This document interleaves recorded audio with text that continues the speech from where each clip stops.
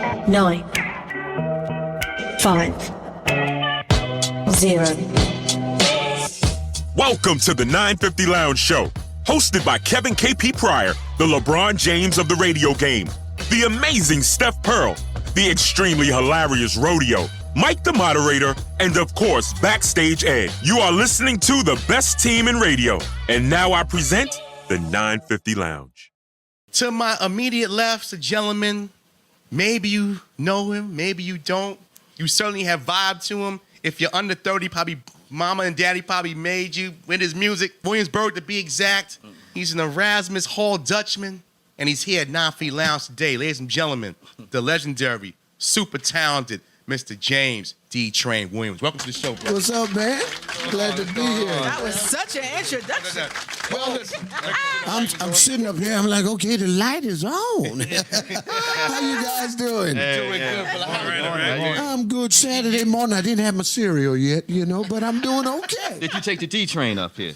No, I drove. And that cross Bronx reminded me of why I don't drive up here. That cross Bronx is ridiculous. Lord It's have mercy. early, and I'm like, okay. I said, what did Freshie get me? Big shout to Freshie in our photography, Shirley, who always comes through for us. I always leave Shirley an open slot. I just never know what she's going to bring up. Like Yes. She's like our slot machine. We put a quarter in, we don't know what's going to happen. I'm riding around man. New York yesterday, and yesterday was my birthday. I'm riding around. I get this call from Shirley. I'm like, I ain't got no headphones on. I don't need to get around. I don't need to get pulled over. I don't need no problems today. I like to stay. Put me in bubble wrap. I don't want no problems on my birthday. No business calls. No none. I Here hear comes Shirley. Oh, can we get D Train tomorrow? No. And I said, what you gonna do? Remember to say no to this? No, I'm gonna say no. Shirley calls us like the mob. We hear the music. Hey, listen, Oh, yeah? I got somebody that you don't want to take up. Like, what? That's just how she call you. Oh, my bad. Shirley calls me very humble soul. Oh, very really? humble She soul. called me like a gangster.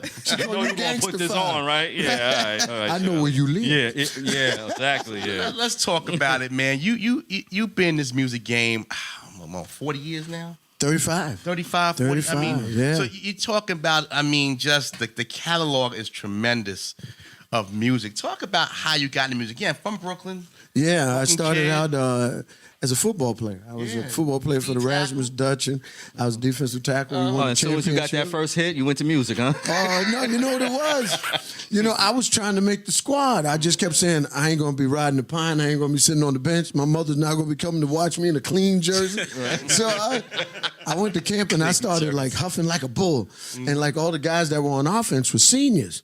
So they're looking at me and they're laughing and carrying on. So, it was hitting day, and they pulled the tackle and the guard and I split them. Doing and them I hit the Oklahoma corner. drills. Yeah. Yeah, I know. And they split them, and I split the two of them and hit the fullback. And they were like, "Oh, that was a fluke. That didn't happen." So the coach said, "Are you guys really do this for real?"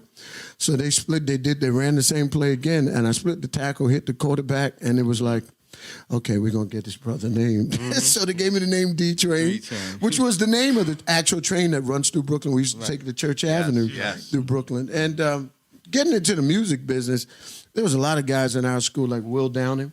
Will Downing was like my underclassman. Barry Eastman was our substitute teacher. Harold Perrineau from The Matrix. Yes. He changed his name. I don't know what. See, he done changed it so many times for Hollywood. I just know him as Harold. I used to protect him on the second floor by the library so they didn't whip his behind. He'd be like, My "DJ, name ain't please, Harold they no gonna beat more, me man." up at the Flatbush Arch." man. So, we used to protect him. He was like our little brother. And now he's big movie star and carrying on. But a lot of talent came out of Erasmus. But the way I got into the game was Will Downer was doing a demo of a song called Real Deal in a studio out in Sheepshead Bay. And Hubert Eads was producing the track. Right. And he had me doing these ad libs. And I went in there. He said, D, just do a little bit of your thing. And I said, and he said, Hubert was eating Chinese food. He said, I don't know if it was I don't know if it was Mugu Guy Pan or, but Something out of a box. He put something out of a box. I just know he knows put the the direct Chinese food down on the console.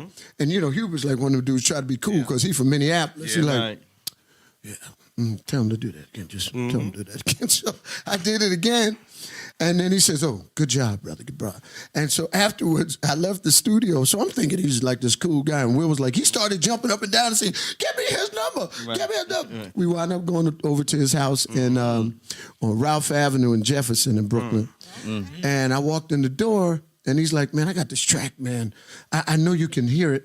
Do you write?" I said, "Yeah, I write." He says, "Okay, listen to this." And he threw music on. It was like, down, down, down. He said, "The only thing I can hear is, I'll stand up on the cloud and shout out loud, you're the one for me." And I'm like, I said, "What else is there, man?" He says, "Well, what do you hear?" I said, "Play it again, play it again." So he played it again. And I said, "Give me a pad, give me a pad. You got a pad?" You know.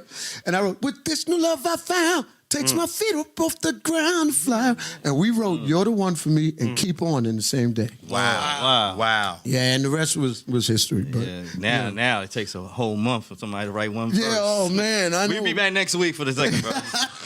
But you know what? It's like when you feel it, you just go in on it. Right. You know, you go in on it. And it's been a wonderful journey for me meeting a lot of, superstars and stuff like that. Eddie Kendricks along the way, Billy Eckstein, working with Harry Belafonte, Snoop Dogg, Bruce Springsteen, Sting. I think the highlight of my career in terms of studio work was working on Michael Jackson's Invincible. Wow. And we were in there, and we were given strict instructions. Do not look at Michael. Walk straight, I swear to you, man, walk straight to the couch. Because we were at the Hit Factory in New York. They were like, walk over to the couch. Do not look at him. Do not make eye contact. And sit in your seat. It's Michael. And so, That sounds like Jesus. I know. Don't look at Jesus. So, I'm like, y'all, I walked in the door. I was like, "Yo, Mike, what's up, man?" Because you from Brooklyn. I'm from Brooklyn. I'm going to look at him. I was like, 1969, Ed Sullivan show, 7 o'clock. My daddy let me stay up and watch you. How you doing? Yeah. And he just opened up. "Marlene, Tito, and Jermaine, they're fine. They're wonderful. And, I'm really trying to get off of Sony Records. I don't understand. That Tommy Mottoli's such a mean man. I don't understand. I don't really like him." But I was like, I'm still going, "All right, Michael, just That's why let they told it you. out. Let That's it why out, they didn't tell you Michael." have to look at it. You're going to expose people. That's And all the why. other singers are sitting there going, I mean, that mouth's dropped. He touched Michael. He touched me without the glove. I said, security's getting fired at the end. They sure did get fired after that. But you know what? It's like, and I learned through Bruce Swedeen, who was his engineer, if you keep it real with him, he'll keep it real with you. Yeah, no doubt. So Wow. going back, when you made the One for Me, you told us 1981, you shoot to the top of the billboards. Yeah, 19 years old, man. It was really strange and surreal. Frankie Crocker was the one that broke the record in New York, Francois Kevorkian, and the late Larry Levan in Paradise Garage. Yes. And that was a strange situation because I'm a boy from the church, so I ain't never been to like all gay clubs, and it kind of freaked me out because I walked in there, 2 guys making out in the phone booth. I was like, "What? Why?" And then somebody grabbed my behind. I was like, "Oh, no, hell no." The Brooklyn came out of it, right? Brooklyn came out. You stand up, you talking about, "Wait a minute, what?" And they made sure that I knew it. It was like, Mwah. I was like, wait a minute. Hold on. My name is T-Train, not that T-Train. They were trying to initiate you. Yeah, and then Hubert's Detour. like, "D, My calm name ain't down. We got to get the Detour." record played, bro. Just shut up and relax." I was like, really? "Oh, man. I He ain't grabbed my relaxing." butt, not yours. My name is D-Train, not Detour. Yeah, and it's been a wonderful, wonderful journey, man. I mean, 35 years later, and you guys have kept my name out there, and I thank you. I really want to thank you guys. It's been an honor being here. Said music will never die. They always say a journey of 1,000 miles begins with one step. Yes, sir. And I think that this is a catalyst to keeping our music out there, keeping it alive, old and new. Right. This is where it starts, and I want to thank you guys for keeping it real, because a lot of times people fall into the machine. You don't have a machine that says you can't play such and such, or you can't have so and so on your show because it's not our format. Right, You know what I mean? right. Yeah. Whereas that door is open. Yeah. It's not a closed door; it's an Let's open talk door. about the machine. Now, obviously, from 81 to 2017, a lot of things have changed. Oh, yeah. The technology aspect, records, the whole bit, how the artists get paid, the whole litany of the game. You've been at the epicenter from 81, number one hit, global hit, to still working now. What have you seen that you feel like, wow, this is not good? Or what has like made you think like, what, maybe not even want to do it no more from a business aspect? What's some of the things that you see that's you're not feeling now in the world of music on the business side? Well, in '88 for me, my career was like on the downturn. It was my second album on Columbia. Right. I was getting booed off the stage at the Apollo Theater because I wasn't hip hop. Right, you know, right, yeah. and Teddy Riley and New Jack walked that in. was the New Jack. And it was like Keep Sweating them doing their thing. So it was like, you up there talking about keep on. They're like, hey, come on, old You didn't man, have go that sit lady in the down. first row throwing panties at you? Nah, man, I She ain't was never. probably throwing the finger at you at that time. Yeah, she was like flipping the bird, man. And so, but it was interesting because it changed for me. What I saw was that hip hop and R&B merged. Right. And what happened was we weren't no longer writing songs about love and understanding and how to treat a woman. We was like, drop the drawers, give it to me now. Right. And next week I got Susie on. I'm saying, and it wasn't about embracing a woman because it was like back then. You had to learn to do woman. You had to romance the woman. And you had to imagine, because she had all her clothes on. Now everybody got their clothes off. I mean, you go to a club, the wrong person got the leotards on. And you sitting there going, why? You know, you're going, oh my God. But the interesting part about it is like when R&B and hip hop merged, I was the guy that was like, you know what? When everybody's going left, I'm going to go right. Even musically, that was just my moniker. And I wasn't going to pull my jeans down to here and start talking about, yo, B, so. Nah, wasn't going to go there. Because if I couldn't sing it in front of my mother and my dad, wasn't going to do it at all. That's well said. A lot of artists felt that way. And it's changed a lot. I mean, we've gone from 12 inches and albums and cassettes to now downloads, digital downloads, which is changing again because, we went through the whole moniker of DAT tapes, mini disc. And for those of y'all that have been along on the journey, and now we're at downloads, but that's flipping again because it's going back to albums. Yeah. Because, after working with the Boston Pop Symphony Orchestra last year, all the kids at Berkeley College are buying LPs. Yeah. And so now you got to go back out and you have products to sell them, but you don't have stores to sell them in. Exactly. And as a country and as a nation, we did the wrong thing. We got rid of Tower Records. We got rid of Virgin Superstores. Yeah. So now there's no place to sell your music. There's no place to buy your music. And guys like myself, I've learned how to navigate in this game, but my compadres don't. Yeah. When you look at a lot of bands like D-Train, so what do I do next? Yeah.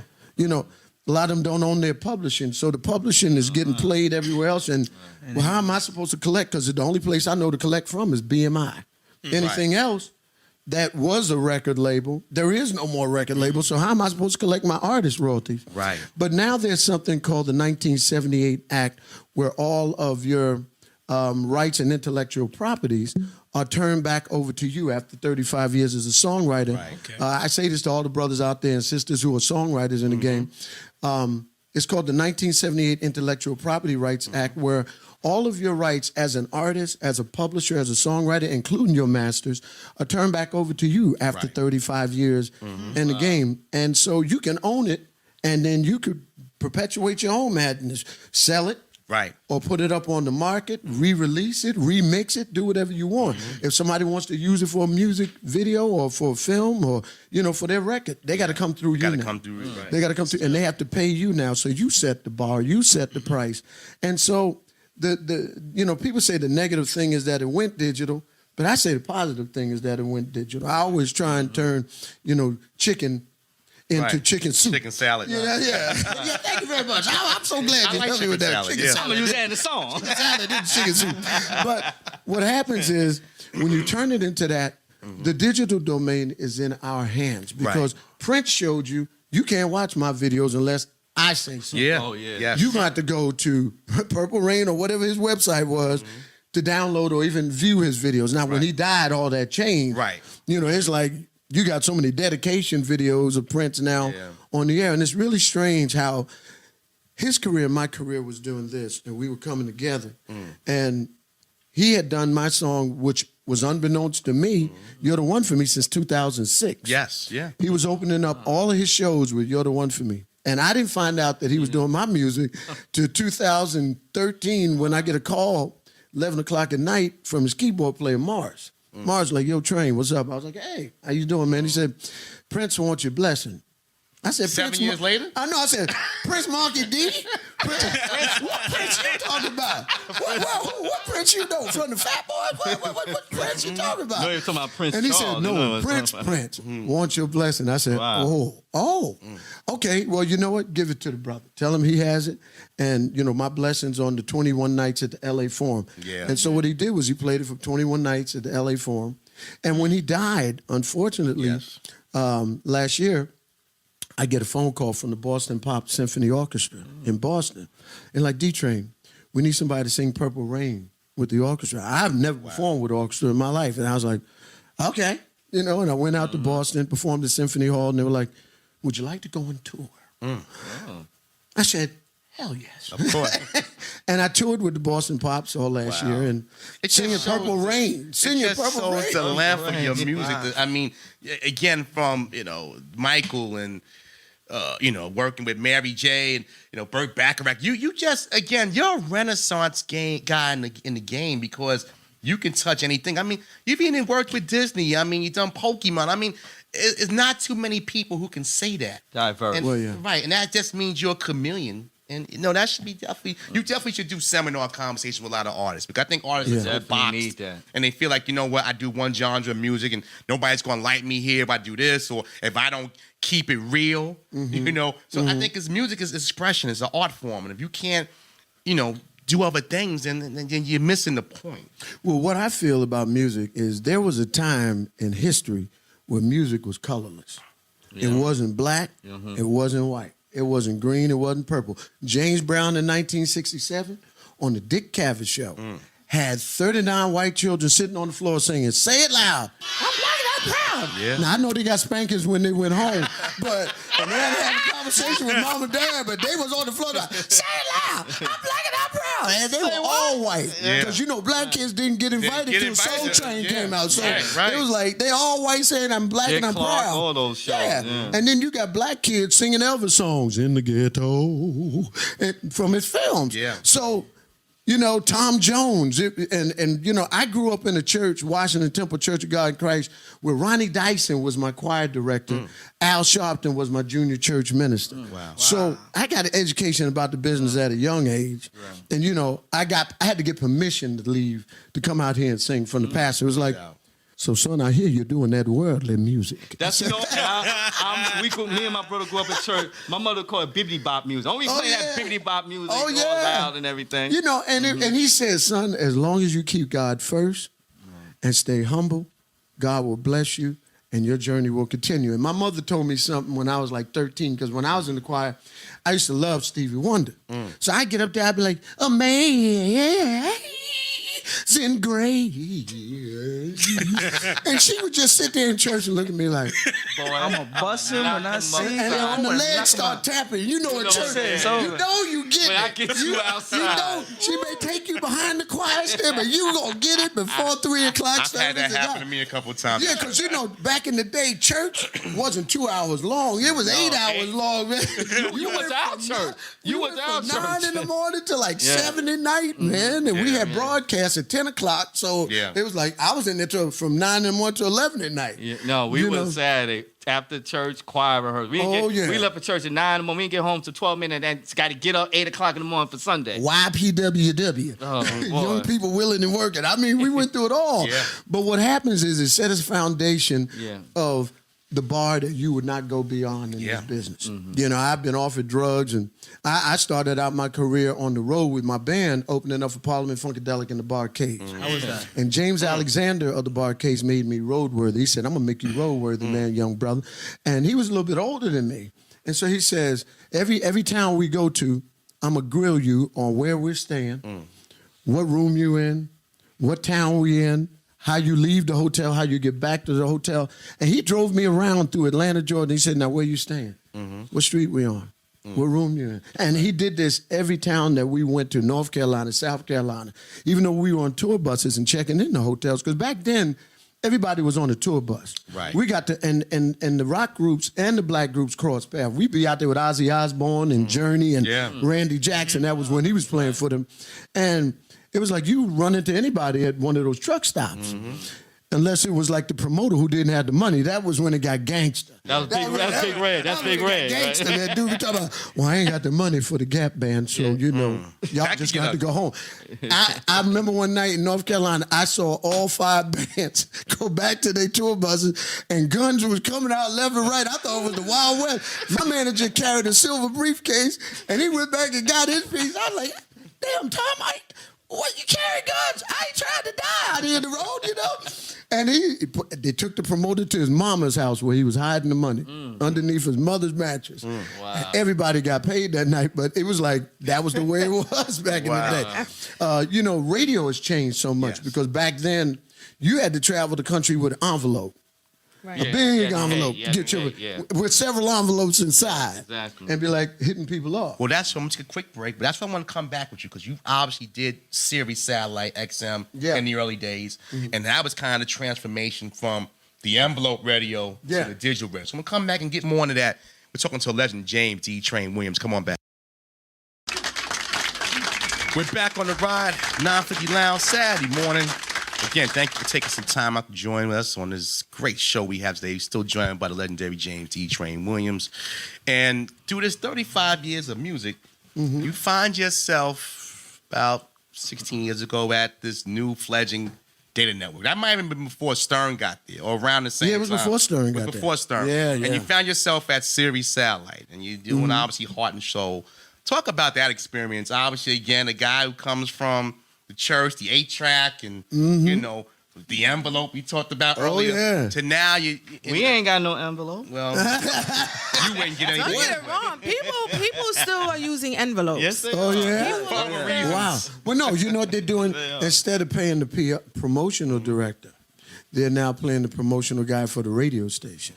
So, you know what I mean? It's like PR has changed hands. It's like we ain't going to hit off the promotion director of the radio station like a Skip Dillard in New York. Right. But we're going to find the promo guy that can get it to Skip Dillard and ask Skip to do it. So it's changed in that vein where it's not going directly into the radio station's hands because the government is running everything just like they run in Atlantic City now. It ain't in the hand of gangsters.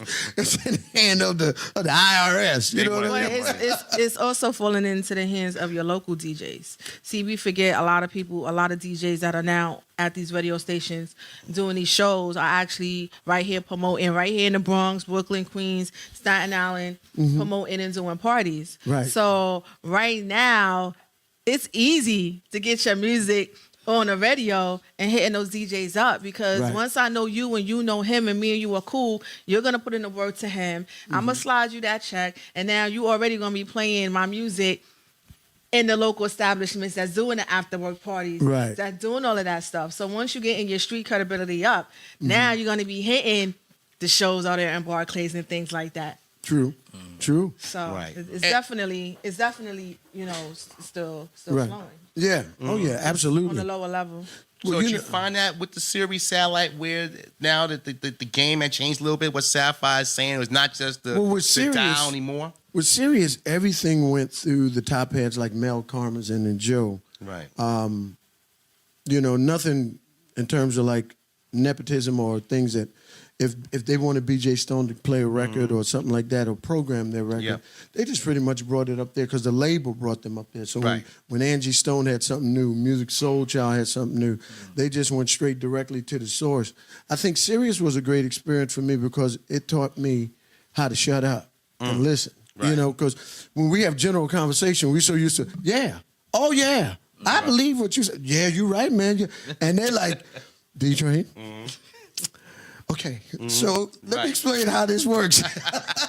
And it was like, when they speak, you shut up because we got to cut it up in the excerpt. But that had been different from what you initially experienced. So that was kind of a change. Yeah, it was definitely a change. You had, when I first started Sirius, you had 2-minute breaks. Then it went down to 1-minute breaks. Then it went down to 25 seconds to say everything you had to say in a break. And I'm like, you want me to say Janet Jackson came from Gary, Indiana and was, you know, Joseph and Janet. They want you to give information, but you have 25 seconds. If you said it in 26 seconds, you got called into the principal's office. Wow. Dude, you took 26 seconds. And obviously that's because the paid subscription almost like run on music, you know, nonstop. Right. But, you know, they love me up there because I could tell stories that the regular DJs couldn't talk about. You know, they had DJs from Kiss FM, WBLS, and they could talk about interviewing Luther. They could talk about, you know, having Luther, going to a Luther show. I could talk about, well, me and Luther was sitting in the studio, and, you know, we were singing. collard greens yeah, together. I watched him order 2 corned beef sandwiches for himself. I watched him when he was on his fast. He lost some weight. And had 2 bags of corn chips. I remember we did Dance with My Father. He had 2 bags of corn chips. No, 2 bags of, what do you call those? Pork rinds. Pork rinds. 1 barbecue and 1 regular. And then he ordered 2 corned beef sandwiches, and I'm looking at him like, this is the skinny. this is for you and the, no, this is Big Luther Dance with My Father. This got to be a big And movie, then, right? and then he looked at the engineer and said, so what do you want? I was like, but you just ordered. Now, if anybody from New York City, Carnegie Deli sandwiches, the corned beef was up there. He had 2 of those? He had 2 of those for himself. That's a big sandwich. And I was like, dog, really? You gonna eat those before we leave here? Did he They have were a gone diet? by the time I finished first You have a verse. diet soft drink with it? Oh, you know that, man. You gonna get him a Pepsi, a Coke, and a smile. Yeah, he was in it. He was in it. But you know what? Like Sirius Radio also taught me you could reach a lot of people. Yeah. There's a lot of people in the Midwest. Because I had a lot of white fans that I didn't know about. Wow. You know, in Idaho and places like that And you don't during get those to early do. days, it wasn't as easy to navigate that. Right. It was just in cars. Right. Yeah. Right. And Sirius XM, you know, aside from teaching me, I got to hang out with a lot of people. I think I was one of the few people to interview Jet Li. You know, when he comes in, and at the time, I was studying martial arts. I studied Taekwondo for 8 years. And BJ Stone, he was the program director. He was studying, he was a 2nd degree black belt in Taekwondo. And at the time when Jet Li came, I was fighting in tournaments at West Point. And then I got my butt kicked really bad. And this whole arm was blue. And I'm coming into work. So Jet Li's sitting there looking at me. He's like, yeah. He's like, he looked at me like I was an abused child. I was like, well, Jet, you know, I got all your films, man. He ain't going to talk no garbage about me. I was like, I like Once Upon a Time in China. Can you teach me a little something? Because the brother needed to know. But, you know, it was because I had surgery in my right leg. I blew out my knee. And they put too much scar tissue wound up being in there. And when I went and fought in the last tournament, it locked in my knee. And when the dude said, Hana, I was like, okay, this ain't gonna happen. And the dude just started kicking and punching. I'm like, I'm guarding myself, but it was like, this foot would not move. Wouldn't move. And so, but it's been an interesting ride. I think I'm one of the few artists, along with the OJs, who's done Soul Train 4 times. In 2 different countries. I don't think the OJs did Soul Train in Europe because there's a Soul Train in London with Jeffrey Daniels. Yes. And I did Top of the Pops. They had an Asian girl out there too. Oh yeah. She was on one of these shows recently. She still looks good. I was like, go ahead, girl. You don't age, girl. I'm telling you, her formaldehyde is working too. Yes. So D-Train, I got a question for you. So, Sure. So how was it for your first time going outside the country to perform? Well, you know what? First time I went outside the country to perform, I was doing Top of the Pops with Sting and the Police. They had Synchronicity. So we were doing that television show, and it turned me out musically as a songwriter because then I was exposed to groups like Spandau Ballet with True, Everything But the Girl, Go West. And I was like, wow, what type of music is this? You know, and then Soul to Soul came along, and that was something different. And I think I started writing for different artists over here based off of my London experience, because even the way they mix songs, they use different EQs and different reverbs. I came back here and I started writing for George Duke's album Into the Night. And I wrote 2 songs for that album, and I wrote for Patty Austin's, I forgot, the Carry On album. I wrote a song for her, and she wanted to fly me out to L.A. to sing backgrounds with James Ingram and Michael McDonald. She was going to call us the Trinity. Michael McDowell, to me, that's my dude. Powerful voice. That's my dude. Yes, yeah. And what happened was, GRP, Dave Grusin's label, got sold to MCA, and they cut her budget in half. Wow. And so she was like, D-Train, remember that flight I told you I booked? It ain't about to happen right now. You can take the D train. If you can catch anything else, you feel like taking a bus ride? I said, I ain't gonna sit on no long bus for a week to see some background vocals, girl. You ain't got enough money in that check. We're talking to James D-Train Williams, talking about the music business. Now, again, do your history. Give me and you've worked with everybody, so this might be tough. So I'm gonna put you on the spot a little. Okay. Give me your top 5 artists or collaborations that you've done that stick out like a sore thumb. I would say my top 5 was Gotta be Michael. definitely Michael Jackson. Don't look at me. Yeah. James, go another side. Don't touch me. Bette Midler was a cool experience doing her album. I did the Sheer Believe album, and we sang on the song The Power. That was wonderful being in the studio with her. Singing for the Pope in Madison Square Garden. Oh, my gosh. With it was me, Jennifer Hudson, Harry Connick Jr., Gloria Estefan, and then doing Quincy Jones' 75th anniversary at the Nokia Studios in New York. Yes. With Ashford and Simpson and everybody, and Patty Austin. It's been a wonderful ride. I did Patty's album years ago, and then she called me back and said, "Would you write for me?" I think that was like, wow. You know, because she had heard what I did for George, so she called me in. So those would be my top 5 experiences. Incredible Yeah. experiences.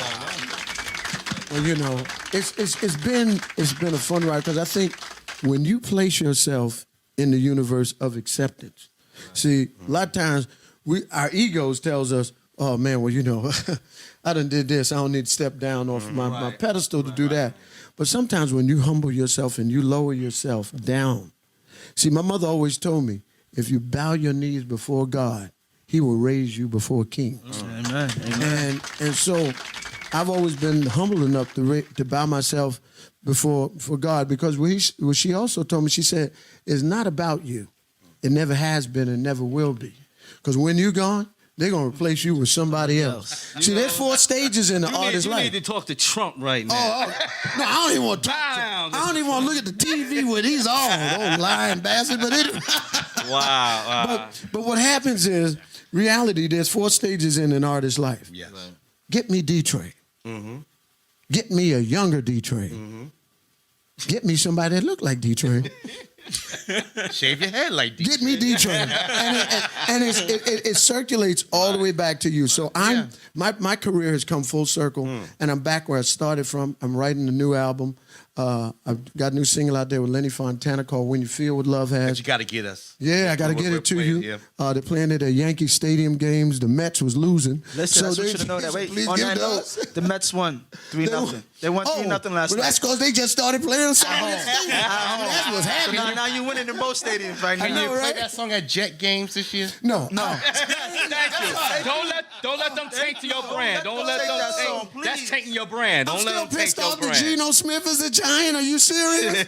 I'm a Giant fan. Odell Beckham Jr., baby. Thank All you. the way. Giants all the way. Wow, James, you were vibing, man. Thank you. This interview is over. This is over now. You're a Jets fan. Leave. Thank you, James, for coming by. Peace.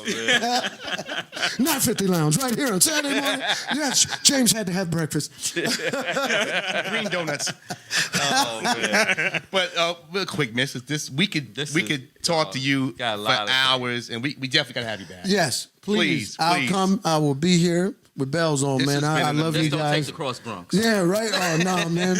This time I might even take the train up here if you get here quick. No, don't do that. You won't make it. You'll never make it. You won't make it. Okay, These subways are funny on weekends. Let's keep the name. Don't. Let's keep the name. Look at me like, Where can people find you at? Information, community. You can find me at James D. Train Williams, Facebook.com.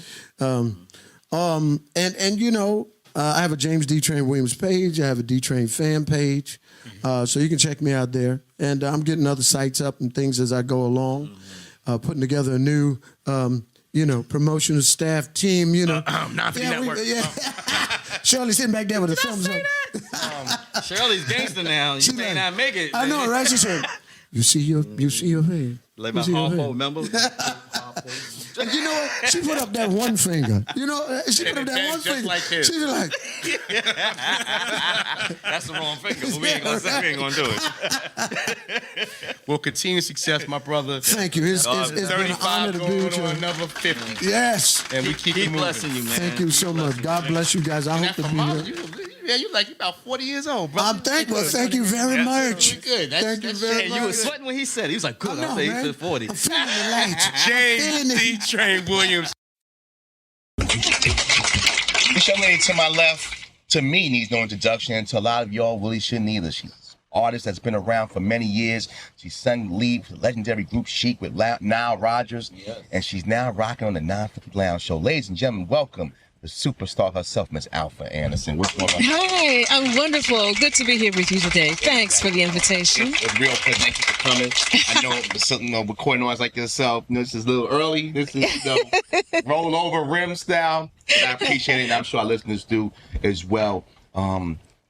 Again, I kind of want to start. I guess I got to start with Augusta, Georgia. Yay. That's where it all started. That's right. Southern girl, born and bred, Sunday afternoon dinners? Sunday afternoon dinners after church, though. After church.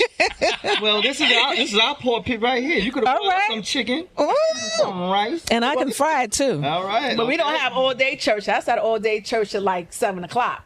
From 7 o'clock in the morning to 7 o'clock at night. I remember those times when they used to always try to get me to go back. After our dinner, they used to always try me to get back to go to the BTU, which started at 6 o'clock, and I would have been there till 7 o'clock, and I didn't make that very often. 11 o'clock service was enough. Then let's shoot Gotta leave. Like a lot of artists. I'm assuming you started in the church. I actually did start singing in church. I know it sounds like a cliche, Right. but that's where I started singing. But I was always singing. We were always singing in my house, except my mother says that my father couldn't carry a tune in a bucket. But that didn't stop us from trying, and that didn't stop us from singing. And there was a piano in the house. I was in the band, When I went to college, I was in the college choir. When I came to New York and to get my master's at Teachers College, Columbia University, I was in the choir there. So it's just music has always been a part of me. Music is it's divine. It's like Tyrese on Back of the Bus, just singing. Always sing. Alfa, I have to let you know now. No, please. We call it Black Tourette's. And we already told about the rhythm. See, I know. Okay. I know. Okay. I used Chokehold, wait a minute. punch to the nose, help stop. But he's cool because one of the things that I did, I'm also an educator, and I started in special ed. So I really Got him. So I like this girl. What was in that cup? Were you drinking? So I'm cool. Salute. I'm cool with it. That's the homemade stuff. So from from Augusta, Georgia. Love you, baby. I love you. Bless you. Augusta, Georgia, church on Sunday, choir Sunday afternoon, church all day to the mean streets of New York, Columbia University. Not that mean streets, but coming from Augusta to New York, predominantly white school, Ivy League. Yeah. How was that transition? Oh, it was a real eye-opening transition for me.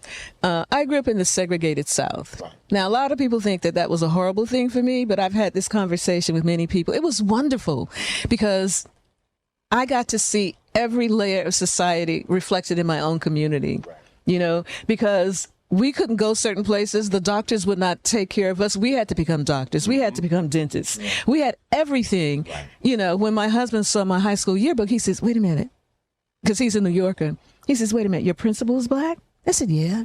Your guidance counselor? Yeah. So that wasn't difficult.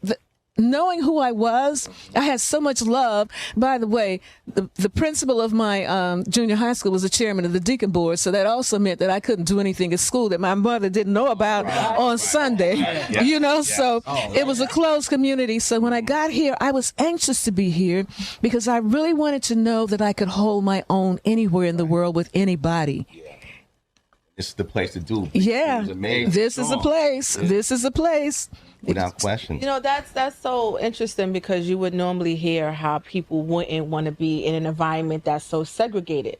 But in actuality, I think what it does, it makes your community more of a home base. Community was, and you get to keep the culture. You get to understand the culture. Yes. And you get to build within that community.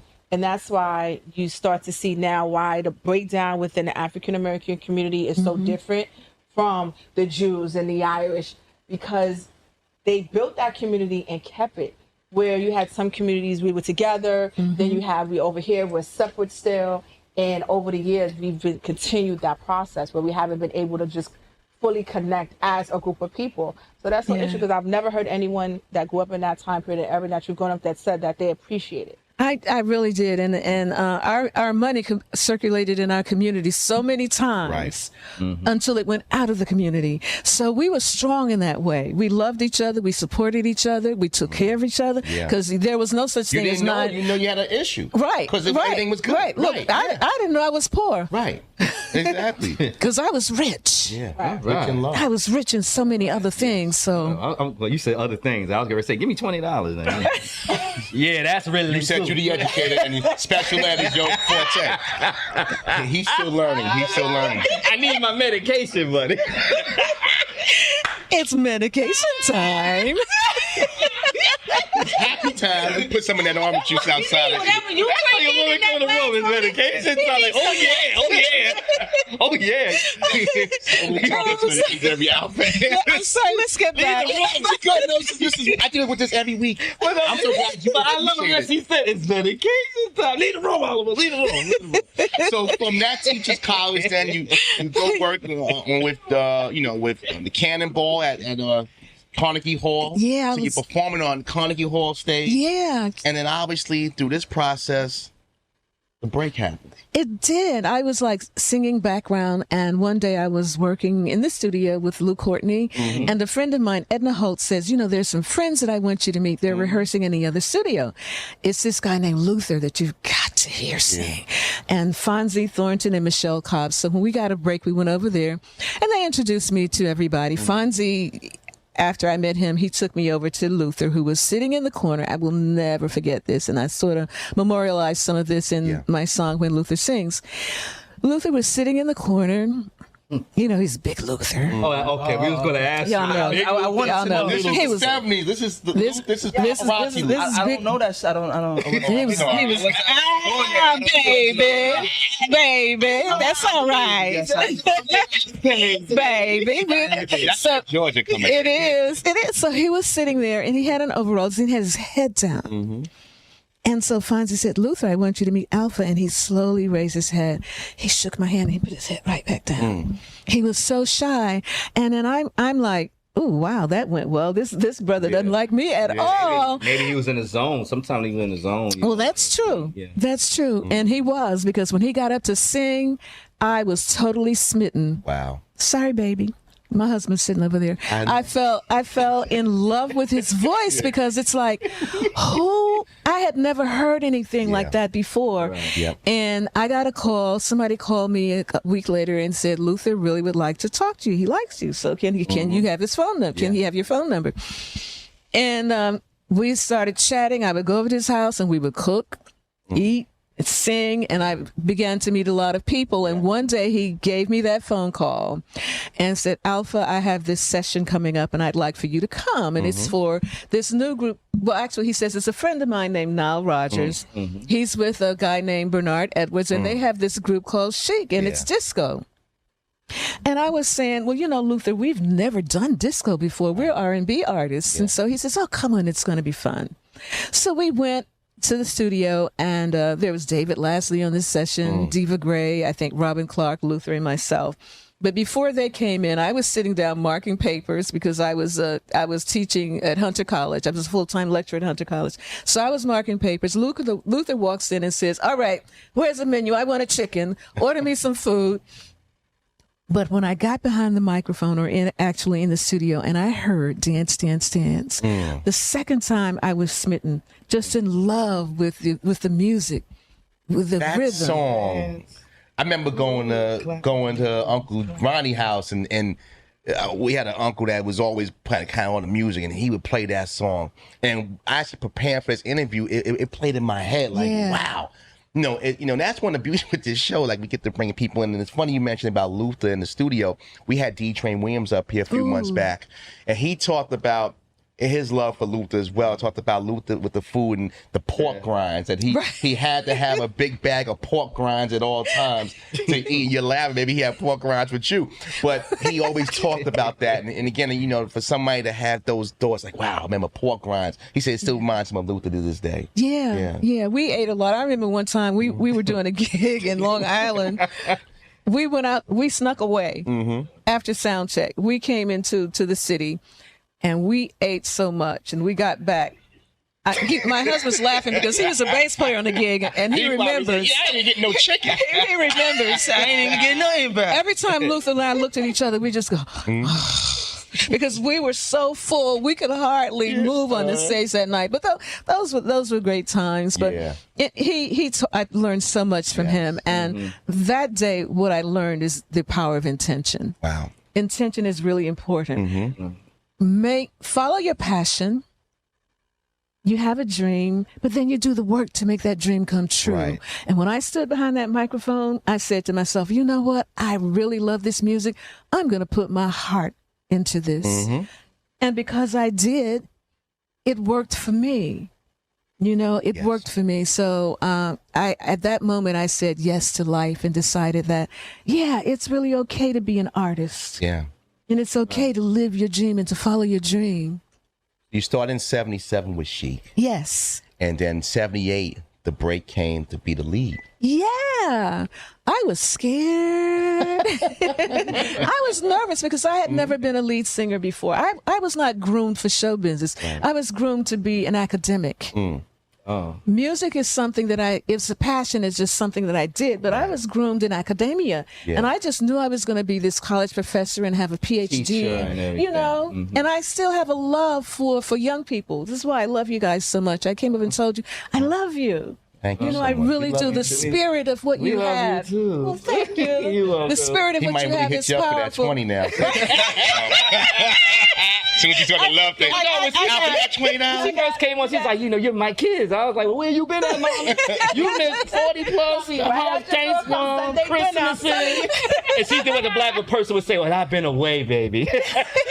I was away. But Mama still love you. Yeah, Mama love you, baby. When you go back, again, people who go to Columbia University don't normally just break into music. So you go from Georgia to Columbia, educated, working at Hunter. How is the family back in Georgia saying, wait a minute, I get that you with Luther and I get that you're singing, but you went to school. People sacrifice, especially, and again, even to this day, people sacrifice to get their kids to college. We get you one of the best colleges in America. And you go on a tour. They didn't believe me. Right. When I told my mother, I said, I'm with this group called Chic, and we have a #1 song. She says, no, you don't. I said, yes, I do. Did they have it down there, though? Well, they did. You know, we were not in Siberia. We did. No, but that valid question, very valid question. You know, you don't know by internet. No, that's all right. But let me tell you, the interesting thing is that I kept saying, yes, and she said, no. And she says, you know why I know you don't have a #1 song? And I said, why, Mama? Because it's not in Jet. And you all may be too young to remember Jet magazine. Jet magazine. I remember Jet. No, I remember Jet magazine. I remember the beauty. Jet was in every black person's band. I remember exactly what page that goes to. That's right. As soon as that Jet would come, I go to that one page. Look at the beauty of the week. In the back, it had the top 20 songs. That's right. And it wasn't in the Jet. That's right. Jet was on everybody's bathroom kimono. Any black person's bathroom kimono had a Jet magazine. Well, remember, it was always two. It was Jet and it was Ebony. And Ebony. Yeah. So when she saw it there, but by the time Jet had it was old news. Yeah. You know? It was a month later. Yeah. That's when she knew that it was okay, that I was going to be okay. Exactly. And now you're a Hall of Famer. You know, in the Hall of Fame. It's all about. We're talking again to legendary Alfa Anderson. So let's talk about at Chic when you 78. You guys hit out. Yeah, and the freak. Yes, I want to know about how did that come about. That's one of my favorite songs. Well, you're a freak. You haven't heard the story? Yes, I want to hear the whole story from beginning to end. The first day you went into the studio to when it came out and you guys all knew it. But nevertheless, the short of bridge version, obviously. Hit break it down. Hit it with I want your love. Yeah. I want your love. And you hear the mouth. Do. I'm sorry. He's probably a True Band fan there. It's okay. I love the spontaneity. You're a real artist, you know. But what do you want to know about it? How I felt when I first heard it? First started singing it. Who wrote it? When you read it, and when you're singing it, and you're like, "Oh my goodness, is this gonna be the one?" Right. And then so forth and so on. Well, Nile Rodgers and Bernard Edwards wrote all of the songs, and they wrote this song after an unfortunate event at Studio 54. Yes. You know, and I don't know whether or not I have time to go through the story. Okay, but they went to Studio 54. Grace Jones had invited them. Studio 54 was this huge place, and they had the velvet rope, and you couldn't get in unless you knew somebody. Yeah. And they got there, and they said they gave their names, and the doorman wouldn't let them in. So they said, but Grace Jones invited us. If you could just call her and let her know, you know. And they said no. So they went back to one of their apartments, and they just started jamming. And they said, and I'm not going to say it, Nile tells the story, and the original lyrics to Freak Out was, F you. Yeah, that's what I heard. Right, yeah. Really? Yeah. Really. At that time? At that time. That would have been a very... But very... it was not recorded that way. Okay. That was just that was just what they wrote, and they said, well, this jam sounds pretty good. So what can we do? And they changed it to Freak Out, which is a phrase that has really become a part of the lexicon, the culture here. And when we first heard the song, we loved it because they had a very different way of recording. Most times when you record, you would get demos, so you would know the name of the song, you know something about the song. They didn't record that way. They just says, okay, be in the studio such and such a time, and we'd get there, and they'd give us this paper with lyrics, and they play the song, and they say, this is how it goes. So we had to figure it out and capture what I call the DNA of the song, and go out there and perform it. Right. And Diva Gray and I, who was another studio musician, sang the lead on it was a duet. We sang that song, and I loved it. And I can remember, my Southern accent was pretty thick at that time, and I was I could turn a 1-syllable word into a 2-syllable word in a minute. Yeah, you know, with my sort of drawl. And somebody was complaining about it, and I remember Nile and Bernard said, we wouldn't change a thing. We love the way she's singing this song. Yeah. So that's the story. I tell you. So when life, #1 hit, life's got to change a little bit. Like something's got to resonate. Say, wow, you know, people start to, you know, maybe get free meals in restaurants, and you get more family relatives calling you for money. Oh, yeah. I mean, how did life change after Freak Out? It did change for us. We were in it gives you a sense of entitlement, but it's a false sense of entitlement, and I have to say that because I can remember feeling and being in situations where I felt like, you know, this is okay, but it's not really cool. It's not really cool because we're all here on this earth. We're all united. We're all one. Right. And why should one get a whole lot more than the other? I used to ponder these types of things. I guess it was because of my Southern Baptist upbringing. I used to always think about those types of things. Not that we were doing anything totally outrageous, but I would think about those types of things. And I remember a young lady came backstage in my hometown. As a matter of fact, we're Facebook friends now. She was just a tiny thing. And she came backstage and she says, oh, I love you so much. You're my hero. And at that moment, I could see myself reflected in her eyes. And I looked at her, and it looked as if I could see deep into my soul. And I said, Precious, I really appreciate that you like my music, and I love you for that. But your heroes are the people that stay and work with you every single day. Yes. I'm here today, and after this, I'm going on to someplace else. I'm so glad that I could bring you this moment of joy. But look to your teachers, your parents, the people in her community who can give you some roots. Then you have the wings to soar. Yes. You know what? It's when you just say you didn't even look at yourself as a celebrity. Not at all. You looked at yourself as a normal person. When some people come up, when people come to celebrity today, oh my God, like Beyonce, you know, they die to get to them. But you was just an ordinary person. You would give the same philosophy that you would give to a person that you knew for years to a person that you didn't know. Yeah. And I know when you talk to them, they probably did you like, wow. she's a down to earth person. Cause some of these people are celebrities and they get like, oh, don't touch me, you know, everything like that. That wasn't me. And every now and then I hear from them, and they thank me for that night. Right. They said you were so kind. Yeah, you may help change somebody's life, and you don't even know it. But the reality is that what you were doing, and I'm sure you knew it because you're so grounded, is that what you do is you're inspiring people to do great things. Where they want to be the next Alfa Anderson singer, the next Alfa Anderson educator, the next Alfa Anderson just good mother. Right. When people are inspired and people feel like, you know what, if she can do it, I can do it. The beauty of coming from, again, segregated South to playing on stages all around the world says that anybody, as long as you try to put your mind to it, can make it.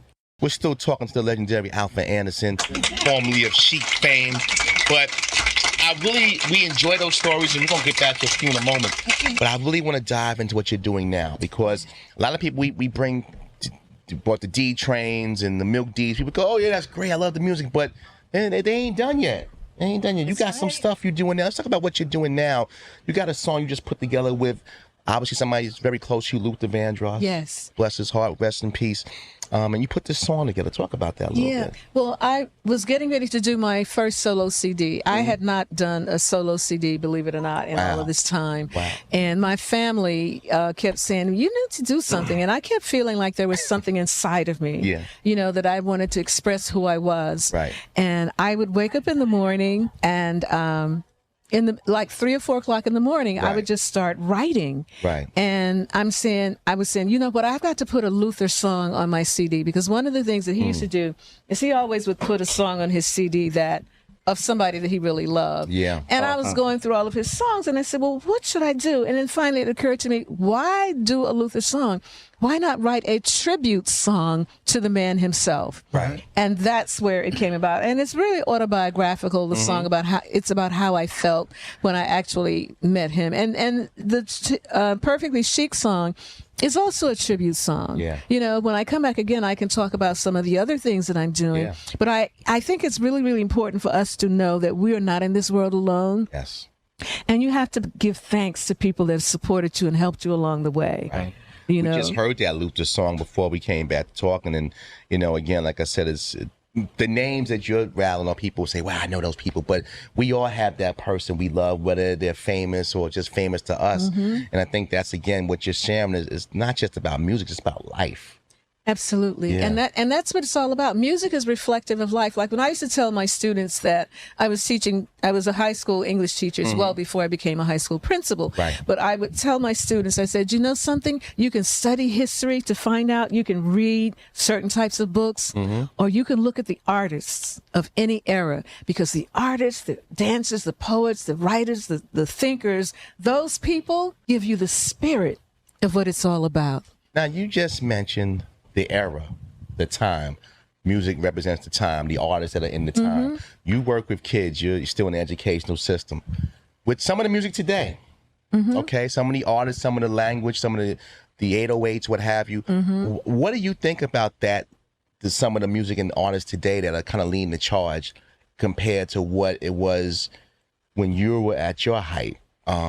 Some of the sound people claim about is noise, but then again, I remember my mother telling me, you know, when I used to listen to Run DMC and a couple, you know, and those artists, that was noise.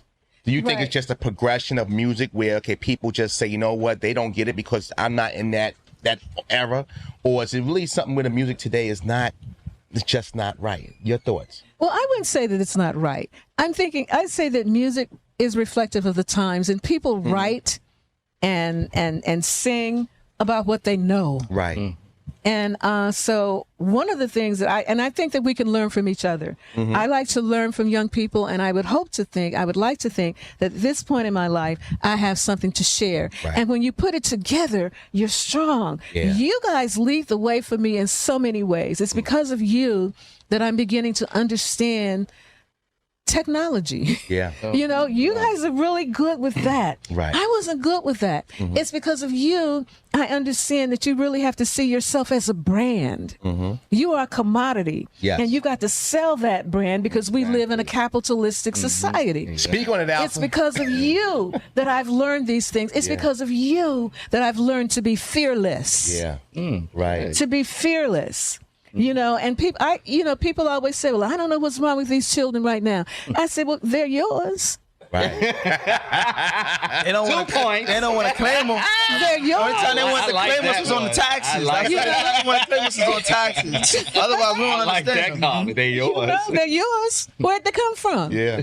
No doubt. You know, so that's all I'll say about that. I could say it with your Drop the mic. Just drop the mic on that one. Question, who are you listening to right now? What young artists are you listening to right now? Lil Just Yachty. I don't don't know who that is.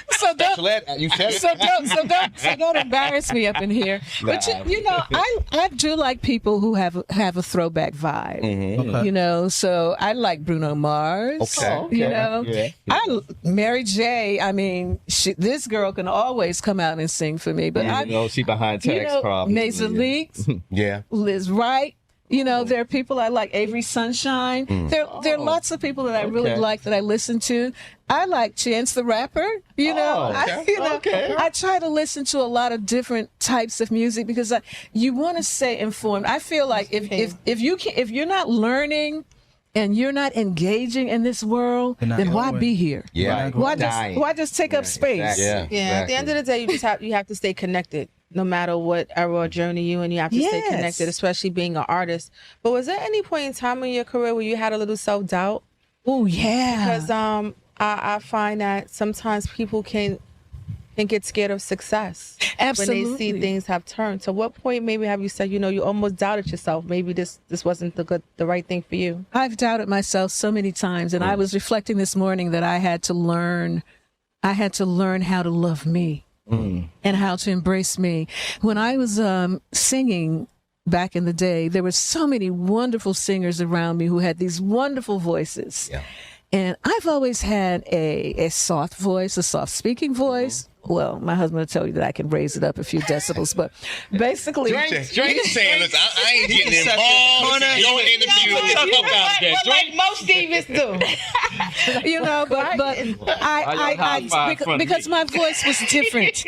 My voice was softer, it was lighter and more melodic. Yeah. And I realized, and I used to call it a weakness until I understood that it's not a weakness, it's a uniqueness. And your uniqueness then is your strength. That's right, yes. That's the thing that sets you apart. That's the thing that makes you who you are. Yeah. And that's the thing that draws people to you. So when I stopped being afraid of being who I was, I began to get more confidence. But yeah, I think that people are often afraid. But you know what I learned?